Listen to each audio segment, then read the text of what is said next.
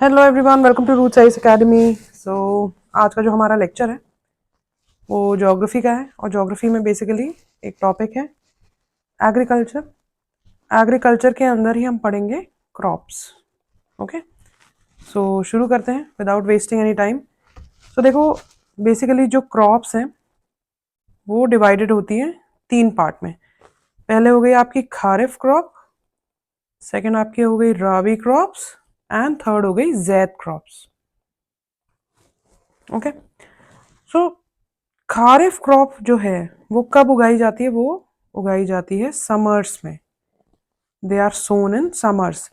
उनका जो time frame होता है वो कब होता है? मई एंड जुलाई के बीच में। जब बारिश शुरू होने वाली होती है ना, ऑनसेट ऑफ मॉनसून जहाँ होने वाला है उसके पहले ही इसको सो किया जाता है। ठीक है, एंड हार्वेस्ट कब किया जाता है? हार्वेस्ट किया जाता है सितंबर एंड अक्टूबर में। ओके, और बहुत ही इम्पोर्टेंट है ये कि जानना खारिफ क्रॉप कौन कौन सी होती हैं। सो आपकी होती है राइस, फिर हो गया ज्वार, बाजरा मतलब बेसिकली जो मिलेट्स हैं, तूर, मूंग दाल, है ना, उड़द, फिर हो गया आपका सोयाबीन, फिर कुछ कैश क्रॉप्स आई उसमें हो गया आपका cotton, jute, sugar cane, tobacco and groundnut, मूंगफली। ये सब क्या हो गई आपकी? These are your kharif crops. Okay, फिर आ जाइए राबी क्रॉप। राबी क्रॉप आपको याद रखना है, राबी मतलब जो ठंड में उगाई जाती है। ठीक है, सो बेसिकली ये विंटर क्रॉप्स होती हैं। They are sown in beginning of winter. और हार्वेस्ट कब होती हैं? हार्वेस्ट होती हैं जब विंटर खत्म होने वाला होता है, बिटवीन फेब एंड अप्रैल। और इनका क्या एग्जाम्पल है? इनकी एग्जाम्पल अगर हम देखें तो वीट, गेहूं, है ना, फिर हो गया आपका बार्ले, ऑयल सीड्स, ग्राम, आप देखो चने आते हैं बहुत अच्छे विंटर्स में ही, एंड पोटैटो। फिर आपकी आ गई जैद क्रॉप्स। जैद क्रॉप्स क्या हो गई? ये इन दोनों के बीच, जब खारिफ एंड राबी नहीं हुई तो वो क्या हो गई? जो बीच में होती हैं, मतलब अप्रैल एंड जून के बीच में इन्हें सो किया जाता है। इनका एग्जाम्पल हो गया जैसे वाटरमेलन, फिर आपका हो गया क्यूक्यूम्बर, खीरा वगैरह। ओके, और अदर वेजिटेबल्स। फिर अब हम बात करते हैं डिफरेंट टाइप्स ऑफ क्रॉप की। I hope this is clear. आपको ये बहुत ही ज़रूरी है, ये वाला जो है ना, कि कौन सी खारिफ है कौन सी राबी क्रॉप है, ये बहुत ही फेवरेट है यूपीएससी का भी एंड स्टेट सर्विसेज का भी। So you need to know कि कौन सी राबी क्रॉप है एंड कौन सी खारिफ क्रॉप है। तो ये मैंने आपका लिख दिया है, राबी क्रॉप, खारिफ क्रॉप एंड जायद क्रॉप कौन कौन सी है। आगे हम बढ़ते हैं, लेक्चर शुरू करते हैं। हम शुरू करते हैं सबसे पहले राइस से। ओके, सो राइस क्या है? सबसे पहले राइस खारिफ क्रॉप है।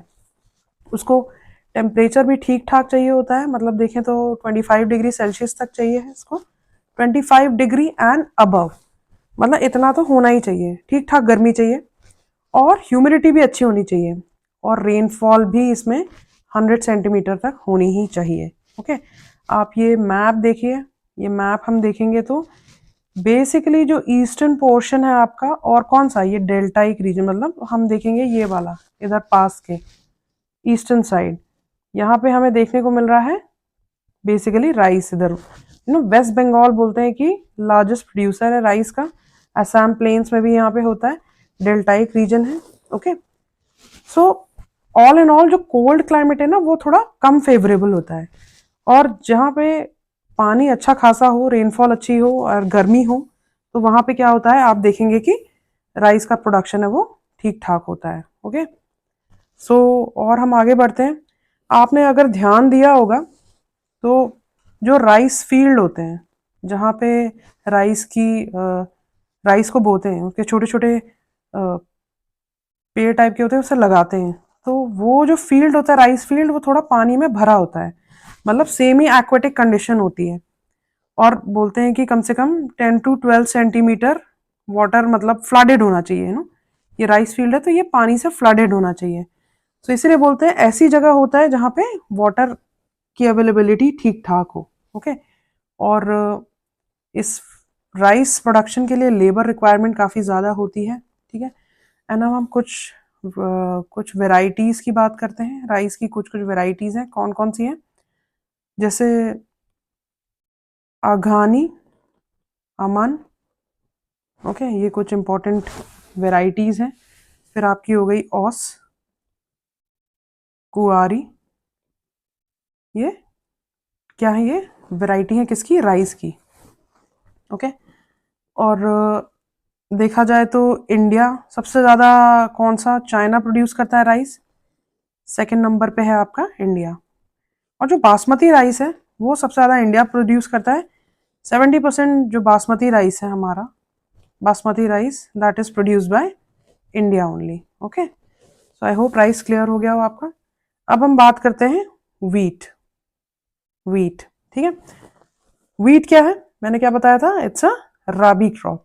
ठंड में इसकी उगाया जाता है। और इसका एरिया आप देख लो, आप मैप में ऐसा पिक्टोग्राफिक मेमोरी रह जाती है तो इस तरह से याद कर लो कि ये जो नॉर्दर्न प्लेन्स है ना, नॉर्दर्न एंड नॉर्दर्न वेस्टर्न, ठीक है, northern and northern western India, जैसे हो गया पंजाब, फिर आपका हो गया हरियाणा। सो ये बेसिकली ये वीट डोमिनेटिंग स्टेट्स है। राबी क्रॉप है, इसको क्या चाहिए? थोड़ा कूल ग्रोइंग सीजन चाहिए, सनशाइन भी ठीक ठाक होनी चाहिए। एंड जब ये सनशाइन इसको चाहिए जब ये पक रहे होते हैं, at the time of ripening, तो इसका मतलब ठीक ठाक सनशाइन होनी चाहिए। ठीक है। रेनफॉल आप देखोगे तो 50 to 75 सेंटीमीटर है, वेल डिस्ट्रीब्यूटेड होनी चाहिए। एंड एरिया मैंने बता ही दिया है। अगर हम स्टेट वाइज देखें तो सबसे ज़्यादा पंजाब, हरियाणा, उत्तर प्रदेश। उत्तर प्रदेश में भी आप देखोगे तो वेस्टर्न उत्तर प्रदेश है ज़्यादा। ठीक है। ईस्टर्न साइड क्या है? राइस थोड़ा डोमिनेटिंग है। वेस्टर्न उत्तर प्रदेश है आपका वीट डोमिनेटिंग। ठीक है। फिर आ गया कुछ पार्ट्स ऑफ एमपी आप देख सकते हैं, फिर बिहार एंड राजस्थान। ओके। सो इसमें भी मतलब आप देखें तो कभी कभी क्या होता है, जैसे ये पार्ट रिसीव करता है लाइट रेनफॉल। ठंड में आप देखोगे जैसे यहाँ पे तो हायर एंड्स में क्या होता है? स्नोफॉल होता है, लेकिन यहाँ पे हल्की हल्की बारिश भी होती है। ठीक है। So light drizzle and cloudiness bye western disturbances, ये क्या है? ये इसके ईल्ड के लिए हेल्पफुल होते हैं, वीट के लिए। ओके। अब हम देखते हैं इनकी कुछ वेराइटीज। सो वेराइटीज में क्या क्या आ गया? वेराइटीज में हम देखेंगे सोनालिका, ठीक है, कल्याण, सोना, साबरमती, ये क्या है? वीट की वेराइटीज है। ओके।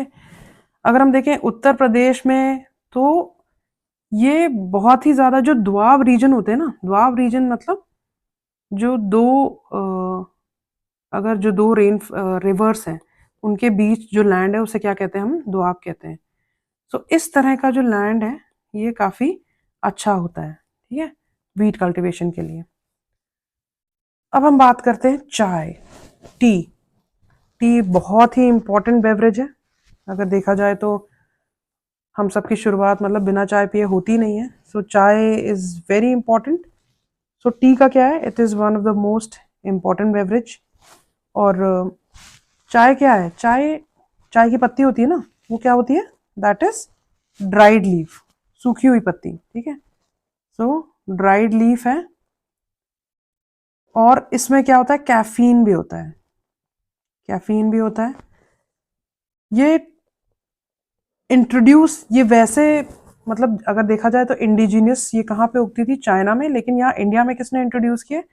ब्रिटिशर्स ने इसको इंट्रोड्यूस किया 1840 में। ओके।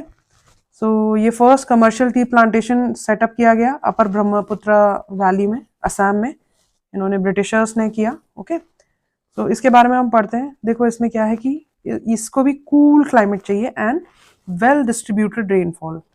आप देखो रेनफॉल ठीक ठाक चाहिए इसको, 150 to 200 सेंटीमीटर रेनफॉल चाहिए। और क्या है कि through out the year and well drained loamy soil, मतलब ऐसा वाटर स्टैग्नेंट नहीं होना चाहिए, ड्रेन्ड होना चाहिए। इसलिए क्या है? जेंटल स्लोप्स पे ये उगाई जाती है। ठीक है। एज यू कैन सी, देखो जेंटल स्लोप है यहाँ, है ना। ये भी। सो जेंटल स्लोप पे ये इसको फेवरेबल होती है। एंड ये क्या है, drain, well drain loamy soil इसके लिए फेवरेबल है। ओके, इनको क्या चाहिए, फ्रॉस्ट फ्री टेम्परेचर चाहिए all through out the year, Frost नहीं होना चाहिए। एक और चीज़ है, ये शेड लविंग प्लांट होते हैं, ठीक है। इनके लिए क्या है, high humidity high due morning fog favour करता है इनको। ये जो फॉग होता है ना, ये इनके लिए बहुत अच्छा होता है। इसीलिए अगर आप नॉर्थ ईस्टर्न रीजन में जाएंगे तो वहाँ देखेंगे ये सब सारी कंडीशन बहुत ही फेवरेबल है।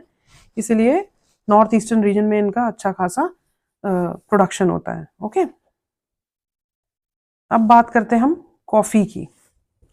सो देखो, कॉफ़ी चाय के बाद दूसरा इंपॉर्टेंट बेवरेज है कॉफ़ी। इसका भी सेम सेम कंडीशन है। इसमें क्या है कि वार्म एंड ह्यूमिड क्लाइमेट चाहिए and well drained loamy soil चाहिए। लेकिन कॉफ़ी आप देखोगे तो यहाँ सदर्न इंडिया में ज़्यादा पूरी प्रोमिनेंट है।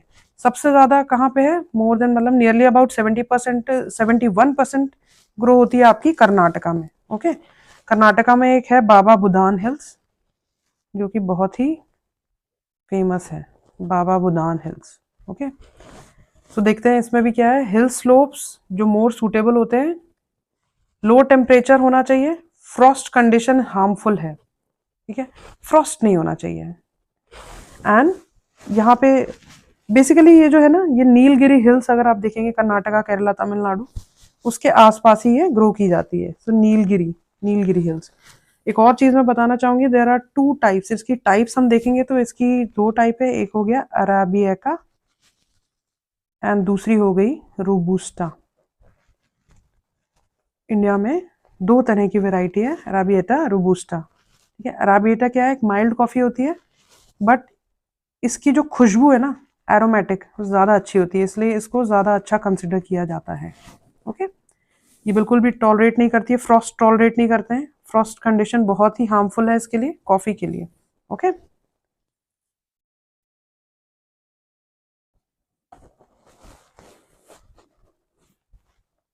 अब आ जाते हैं हम जूट पे। जूट को क्या बोलते हैं, जूट इज ऑल्सो कॉल्ड, इसको गोल्डन फाइबर भी बोलते हैं। ये क्या है, it grows well on alluvial soil. आप देखो जूट नाम बोलते ही ना, सबसे ज्यादा प्रोड्यूस कौन करता है, आपका West Bengal. West Bengal is the highest producer of jute. इसमें भी क्या है, वेस्ट बंगाल है मतलब बारिश काफी ठीक ठाक होती है, ह्यूमिड कंडीशन है। तो आप ये देखो कि इसमें अच्छा खासा हाई टेम्परेचर चाहिए, हैवी रेनफॉल चाहिए, ह्यूमिड क्लाइमेट चाहिए। ये ट्रॉपिकल एरिया में ही जूट ग्रो कर सकता है। ओके, और ये भी मतलब well drain fertile soil flood plains में होनी चाहिए। सो वेस्ट बंगाल, आप देखो ये कोस्टल एरियाज ही हैं, उड़ीसा हो गया, आंध्र प्रदेश हो गया, असम हो गया, बिहार का भी मतलब ईस्टर्न बिहार ज्यादा वो हो गया। ओके, एंड जूट क्या है, it's a kharif crop. Jute is a kharif crop. Okay, आप देखो ये जूट से बड़ी सारी चीजें भी बनती हैं, अगर आप देखें तो ये हो गया जूट, अगर आपने नहीं देखा होगा।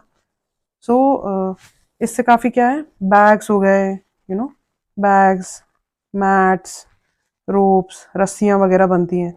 और जूट बैग्स आजकल जो पॉलिथिन को हम एज पॉलिथिन के ऑल्टरनेटिव यूज कर रहे हैं, जूट बैग्स को काफी ज्यादा एम्फेसाइज किया जा रहा है, क्योंकि ये क्या है, दीज आर एनवायरमेंट फ्रेंडली। ठीक है, अब बात करते हैं कॉटन की। कॉटन, तो देखो, अपार्ट फ्रॉम बेवरेज क्रॉप जैसे टी या कॉफी के बाद, नहीं, कॉटन, कॉटन बहुत ही इंपॉर्टेंट कैश क्रॉप है। और कॉटन का क्या है कि इंडस्ट्रीज में भी काफी ज्यादा ये यूज होती है कॉटन। सो देखो कॉटन में भी क्या है, इट रिक्वायर्स हाई टेम्परेचर, बहुत ज्यादा अच्छा खासा टेम्परेचर चाहिए, और लाइट रेनफॉल चाहिए इसको, 50 to 75 सेंटीमीटर। बहुत एक इंपॉर्टेंट पॉइंट ये है कि 210 फ्रॉस्ट फ्री डेज चाहिए, ठीक है, फ्रॉस्ट फ्री होने चाहिए इतने दिन, 210। इंडिया को बोलते हैं कि जो ओरिजिनल होमलैंड है इंडिया कॉटन का, एंड बेसिकली ये ट्रॉपिकल एंड सब ट्रॉपिकल रीजन में ही ग्रो करते हैं। कॉटन एक खारिफ क्रॉप है, बहुत ही important, it is a kharif crop. 210 frost free days चाहिए इसके लिए, ठीक है, और ब्राइट सनशाइन चाहिए, अच्छी खासी सनशाइन चाहिए इसको ग्रो करने के लिए। कॉटन, कॉटन में नाम बोलूं तो सबसे ज्यादा क्या है, ये ब्लैक सॉइल में उगता है, ठीक है। ब्लैक सॉइल आप देख सकते हो, ब्लैक सॉइल मतलब आपका आ गया ये Deccan region, okay. As you can see, तो गुजरात, महाराष्ट्र, ये ऐसे स्टेट्स हैं जो कि टॉप प्रोड्यूसिंग कॉटन स्टेट्स हैं, ओके। खारिफ क्रॉप है, 6 to 8 months इसको क्या लगता है, मेच्योर होने में लगता है। ट्रॉपिकल एंड सब ट्रॉपिकल एरिया में ग्रो हो सकता है ये। एंड मॉइस्ट वेदर क्या होना चाहिए during the ball opening and harvesting is harmful, promoting the spread of disease, okay. So cotton बहुत ही इंपॉर्टेंट है, ब्लैक सॉइल में होता है। एंड ये जो 2-10 days है ना फ्रॉस्ट फ्री, ये भी बहुत ही इंपॉर्टेंट है। अब हम देखते हैं, देखो मेजर क्रॉप कॉटन, ये मशीन है पूरी, आप देख सकते हैं। एंड कॉटन बहुत ज़्यादा किस में यूज़ होता है, बहुत सारी चीज़ों में, इंडस्ट्रीज वगैरह में यूज़ भी होता है। फिर हम बात करते हैं शुगर केन की। देखो शुगर केन, गन्ने की जो खेती होती है ना, इंडिया को कंसिडर करते हैं original homeland of sugar cane. And India का मतलब काफ़ी ज़्यादा बड़ा एरिया शुगर केन के कल्टीवेशन में यूज़ होता है। ये बैम्बू फैमिली से बिलोंग करता है, बैम्बू फैमिली, ओके। एंड ये कमर्शियल क्रॉप है, कमर्शियल क्रॉप कमर्शियल पर्पस के लिए यूज़ होती है। देखो इससे क्या होता है कि this is also a kharif crop, इसमें भी क्या चाहिए, पानी की काफ़ी ज़्यादा रिक्वायरमेंट होती है, ठीक है। Rainfall between 75 centimetre to 100 centimetre. यह में हॉट एंड ह्यूमिड क्लाइमेट होता है, जहाँ गर्मी होती है, नमी होती है, वहाँ पे अच्छे से इसको उगाया जाता है। इसमें 8 months लगते हैं इसको पूरा लॉन्ग मतलब पूरा मेच्योर होने में। इरिगेशन ठीक ठाक चाहिए, जहाँ कम रेनफॉल होता है वहाँ इरिगेशन चाहिए, क्योंकि ये भी काफ़ी कुछ राइस जैसा ही है, ठीक है।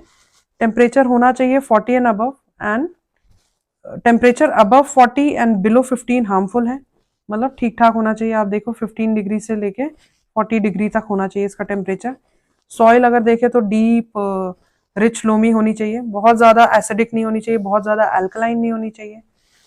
और देखो क्या होता है कि शुगर केन रैटूनिंग, रैटून क्रॉप मतलब ये जैसे ये शुगर केन है, आप देख रहे हो इससे क्या हो रहा है कि शुगर केन ग्रो हो रहा है, ओके। सो आपने देखा ये ग्रो हो रहा है पूरा, ये मेच्योर हो गया, आपने यहाँ से इसको कट कर दिया, यहाँ से कट कर दिया, ये सारी चीज़ें यूज हो गई। फिर कट करने के बाद ये क्या है, ये फिर से ग्रो करने लगता है, इसको बोलते हैं रैटूनिंग हो रही है, ठीक है। लेकिन क्या है, ये कॉन्टिन्यूसली नहीं होता, इसकी एक साइकिल होती है, 2 या 3 बार के बाद फिर आपको ये पूरा रिमूव करना होता है, लेकिन रैटूनिंग कैन बी डन, ठीक है। सो ये बोलते हैं केन प्रोपगेशन एंड हार्वेस्टिंग मेथड होता है ये, जहाँ पे क्या होता है, एक वही इसको यहाँ से कट करते हैं एंड ये वाला पोर्शन इसको ऐसे ही छोड़ देते हैं, लेकिन ये रैटूनिंग होती है। But with the passage of time, जैसे एक बार आपने काटा फिर ये उग गया, फिर दोबारा काटा फिर हो गया, लेकिन इसकी जो यील्ड है वो with the passage of cycle, each cycle कम होती चली जाएगी, ओके। अब हम बात करते हैं मिलेट्स। तो देखो मिलेट्स बहुत ही इंपॉर्टेंट है, आपने ज्वार बाजरा रागी तो सुना ही होगा। ये क्या है ना, ये ऐसी क्रॉप्स हैं जो कि थोड़े मतलब बहुत ज़्यादा पानी, कम पानी में भी अच्छे से ग्रो कर सकती है, एंड इनकी जो न्यूट्रिशनल वैल्यू होती है वो काफ़ी हाई होती है। अभी आपने देखो बड़ी सारी रागी के इम्पोर्टेंस की वीडियोस भी आ रहे हैं, मतलब रागी सो गुड, बच्चे को भी देने को बोलते हैं, बूढ़े को भी देने को बोलते हैं, जो वेजिटेरियंस उन्हें बोलते हैं कि रागी मतलब अपनी डाइट में आप इंक्लूड करिए, क्योंकि रागी क्या है, it is very rich in iron, calcium, micro nutrients and roughage. So थोड़ा मतलब रागी की रोटी भी आजकल बना रहे हैं, चपाती बनाते हैं तो हल्की सी डार्क हो जाती है, बट इसकी जो न्यूट्रिशन वैल्यू है ना वो काफ़ी ज़्यादा अच्छी है, ठीक है। Then comes jowar, jowar third most important food crop है और रेन फेड क्रॉप है। रेन फेड मतलब वो ऐसी क्रॉप्स होती हैं जो कि रेनफॉल पे डिपेंडेंट होती हैं और बेसिकली मॉइस्ट एरिया में ये ग्रो करती हैं। इनमें पता है इनमें फ़ायदा क्या है, इनमें ना बहुत ज़्यादा इरिगेशन और ये सब नहीं चाहिए, इसीलिए ये एक तो न्यूट्रिशनल वैल्यू भी इनकी अच्छी है और बहुत ज़्यादा मतलब नखरेल कम है, आप ये मान लो कम पानी में भी सरवाइव कर जाती हैं, ओके। अब देखें कि ज्वार कहाँ कहाँ मतलब कौन कौन से स्टेट प्रोड्यूस होते हैं, तो ज्वार में महाराष्ट्र आ गया, कर्नाटका आ गया, आंध्र प्रदेश एंड मध्य प्रदेश, ठीक है। देन कम्स योर बाजरा। बाजरा तो आपने सुना ही होगा, सैंडी सॉइल मतलब शैलो ब्लैक सॉइल में हो जाता है। एरिया वाइज हम देखें तो बाजरे की रोटी वगैरह बहुत मशहूर है, और बाजरा कहाँ है? राजस्थान, उत्तर प्रदेश, महाराष्ट्र, इन गुजरात, हरियाणा ऐसी जगहों पे ग्रो किया जाता है। देन कम्स योर रागी, ये ड्राई रीजन में, मतलब ये ड्राई रीजन की क्रॉप है, सूखा जहां पड़ जाए तब भी रागी उग जाती है। सोचो कितनी अच्छी है, इरिगेशन पानी वानी भी कम चाहिए इसको, न्यूट्रिशनल वैल्यू भी इतनी अच्छी है इसकी, ठीक है। तो कर्नाटका, तमिलनाडु, हिमाचल प्रदेश, उत्तराखंड, सिक्किम, झारखंड और अरुणाचल प्रदेश में रागी ग्रो किया जाता है रागी को, ओके। अब आ गए पल्सेस। पल्सेस हो गए आपके दाल, और दाल क्या है, बहुत सारे वेरियस टाइप्स होते हैं इनके। तो पल्सेस क्या हो गई? पल्सेस इंडिया लार्जेस्ट प्रोड्यूसर है, कंज्यूमर है एंड इम्पोर्टर है पल्सेस का। कौन कौन सी पल्सेस आपने नाम सुनी होगी अगर दाल खाते हैं तो? अरहर दाल हो गई, मूंग दाल हो गई, उड़द, मसूर, पीज एंड ग्राम। पल्सेस में क्या होता है? It needs less moisture and survive करती है ड्राई कंडीशन में भी। एक और बहुत इंपॉर्टेंट है कि ये लेग्यूमिनस क्रॉप्स होती हैं, मतलब जो एटमॉस्फेयर एक नाइट्रोजन है ना, नाइट्रोजन तो काफी ज्यादा है एटमॉस्फेयर में, उसको क्या करती है? फिक्स करती हैं। मतलब सोचिए सॉइल में ये नाइट्रोजन को रिस्टोर कर रही हैं, तो कितना अच्छा है ये, मतलब सॉइल को बहुत ज्यादा ये वो प्रोडक्टिव बनाती हैं। सो आपको याद रखना है दीज आर लेग्यूमिनस क्रॉप्स। इनको बेसिकली रोटेशन में यूज किया जाता है, क्रॉप रोटेशन में, ठीक है। राइस लिया, फिर कॉटन उगाया, और फिर कोई एक पल्सेस की कोई भी क्रॉप उगा ली, ठीक है। सो बेसिकली इनको रोटेशन में यूज किया जाता है, क्रॉप रोटेशन में। और हम देखें सबसे ज्यादा पल्सेस कहाँ होती है आपकी? मध्य प्रदेश में होती है। मध्य प्रदेश लीडिंग प्रोड्यूसर है, फिर राजस्थान, महाराष्ट्र, उत्तर प्रदेश, कर्नाटका, ये सारी चीजें तो आ ही जाती हैं, ओके। ये तो पल्सेस का है सारा डायग्राम। ये अरहर हो गई, ये देखिए आपका राजमा, एंड ये प्रोटीन रिच होती है ना, वे देखा जाए तो वेजिटेरियंस, इंडियन वेजिटेरियंस के लिए ये यही एक सोर्स ऑफ प्रोटीन रहता है। फिर अब बात करते हैं ऑयल सीड्स की। इंडिया क्या है? One of the largest producer है ग्राउंड नट का, रेप सीड का, ठीक है। और ये क्या करते हैं, मतलब अलग अलग ऑयल सीड्स ग्रो करती हैं। Approximately 12% of the total crop area oil seeds acquire करती हैं। कौन कौन से oil seeds, men oil seeds produce in India कौन कौन से होते हैं? ग्राउंडनट हो गया आपका, मस्टर्ड हो गया, कोकोनट ऑयल से भी होता है, sesame, soybean, castor seeds, cotton seeds, linseed and sunflower, ठीक है। इसमें किस किस में यूज करते हैं इनको? कुकिंग में यूज करते हैं, रॉ मटेरियल, सोप, मतलब सोप का रॉ मटेरियल बनाने के लिए, कॉस्मेटिक्स वगैरह के लिए। आपको ये रखना है। अब देखो ग्राउंडनट क्या है? मूंगफली, खारिफ क्रॉप है, एंड मतलब आप देखा जाए तो almost half of the major oil seeds क्या अक्वायर करी? Groundnut, okay, groundnut. और कहाँ पे सबसे ज्यादा होती है? गुजरात, राजस्थान एंड तमिलनाडु में ग्राउंडनट का प्रोडक्शन सबसे ज्यादा होता है। फिर आपकी आई लिनसीड एंड मस्टर्ड। ये क्या है आपकी? These are your rabi crops. आपने देखा होगा सरसों के खेत वगैरह कहाँ कब देखने को मिलते हैं? दिसंबर, जनवरी, मतलब ये राबी क्रॉप है, आपको याद रखना है। Linseed and mustard are rabi crop. Sesame क्या है? अगेन खारिफ क्रॉप है, खारिफ क्रॉप है नॉर्थ में एंड राबी क्रॉप है साउथ में, ठीक है। Castor seed is grown both as rabi and kharif crop. हमने कर लिया सारा इंपॉर्टेंट जो क्रॉप्स हैं। अब हम कुछ प्रीवियस ईयर क्वेश्चन पेपर्स देखते हैं जो यूपीएससी में पूछे हैं रिलेटेड टू क्रॉप, एंड इससे आपको पता चलेगा कि कितना इंपॉर्टेंट है ये टॉपिक, ठीक है। अब एक क्वेश्चन है, देखिए, a state in India has the following characteristic. एक किसी स्टेट का कुछ कैरेक्टरिस्टिक बताया है, आपको कौन सा स्टेट है ये आपको पहचानना है, okay. So it's northern part is arid and semi arid. ये देखो, सपोज आप इंडिया का मैप देख लो, तो ये बोल रहा है इसमें जो नॉर्दर्न पार्ट है उस स्टेट का वो एरिड है एंड सेमी एरिड है। सेंट्रल पार्ट है वो प्रोड्यूस करता है cotton, and cultivation of cash crop is predominant over food crop. Cash crop जहां ज्यादा कल्टीवेट हो रही है, मतलब ये अमीर स्टेट है, ठीक ठाक स्टेट है, फूड क्रॉप से ज्यादा कैश क्रॉप होती है, ठीक है। तो देखो आंध्र प्रदेश में ऐसा कुछ नहीं है कि मतलब नदन वाला ही आप एरिड एंड सेमी एरिड, ऐसा कुछ नहीं, because since it's a coastal state Andhra Pradesh आपका एलिमिनेट हो गया। तमिलनाडु अगर आप देखें उसमें भी ऐसा कुछ नहीं है, और ना ही यहाँ पे कॉटन ज्यादा कॉटन प्रोड्यूसिंग नहीं है। कॉटन प्रोड्यूसिंग में आपका बेसिकली आया गुजरात, ठीक है, एंड कर्नाटका भी एलिमिनेट हो गया। सो इसका आंसर सीधा सीधा आपका आ गया Gujarat. All I am saying is कि किस तरह से आपको अप्रोच करना है. ओके. सेकंड क्वेश्चन है, among the following state which one has the most suitable climate condition for the cultivation of a large variety of orchids with minimum cost of production and can develop an export oriented industry in this field.